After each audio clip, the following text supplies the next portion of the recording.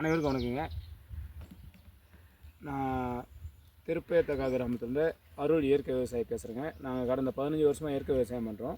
எங்கள் உயிர்வேலியில் கும்மளம்பழம்னு சொல்லுவாங்கங்க. இந்த உயிர்வேலியில் இந்த கும்மளம்பழம் அந்த கட்டி கட்டியாக காய் காய்ச்சிருக்குங்க. இங்கே பழம் பழுதுன்னா இந்த பழத்தை வந்து தலைக்கு தேய்ப்பாங்க. தலைக்கு தேய்ச்சாங்கன்னா ரொம்ப குளிர்ச்சிங்க. பொடுகு புண்ணு இருந்தால் எல்லாமே குணமாகுங்க. இதுபோல் நிறைய எண்ணற்ற மூலிகை தாவரங்கள் எங்கள் வேலி ஃபுல்லாகவே இருக்குதுங்க. நெடுக்க சூரமுள், சூரப்பழம், இலந்த முள், கெலா முள், கெலாப்பழம், இப்படி நிறைய எண்ணற்ற வகைகள் இருக்குங்க. இதில் நான் டெய்லி எங்களுடைய உயிர்வேலியில் என்னென்ன செடி கொடிகள் மரங்கள் இருக்கோ எல்லாமே காட்டில் இருக்கிறது பூரா எங்கள் நிலத்தில் உயிர்வேலியில் இருக்குங்க. அதை நாங்கள் முறையாக பராமரித்து வளர்த்துக்கிட்டு வரோங்க. அதில் இந்த கும்மளம்பழம் ஒன்றுங்க. இந்த கும்மளம்பழத்தை தலைக்கு தேய்க்கிறது இல்லாமல் இந்த கொட்டையில் வந்து உள்ளார இருக்கிற பருப்பு சாப்பிட்டா உடம்புக்கு ரொம்ப ஆரோக்கியங்களாம்.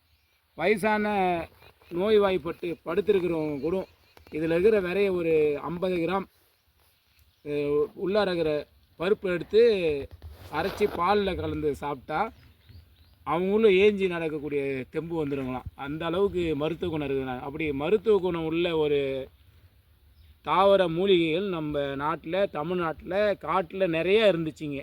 இன்றைக்கி காட்டை அழித்து தைலங்கன்று போட்டுட்டாங்க. அதனால் காட்டு விலங்கினங்கள்லாம் பன்னி, மயில், முயல்,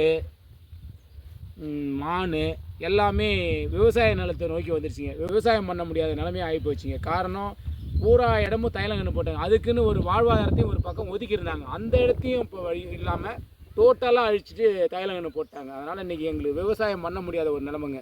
குரங்கு தொல்லையிலேருந்து எல்லாமே ரொம்ப கஷ்டமாக இருக்குதுங்க இன்றைக்கி விவசாயம் பண்ண. இதுபோல் உயிர்வேலி வைக்கும்போது இப்போ உயிர்வேலியில் இருக்கிற இந்த பழங்களை இதெல்லாம் சாப்பிட்றது குருவி எல்லாமே வந்து எங்கள் நிலத்தில் வந்து வாழுதுங்க. நன்றி, வணக்கம். சி. அருள் இயற்கை விவசாயி.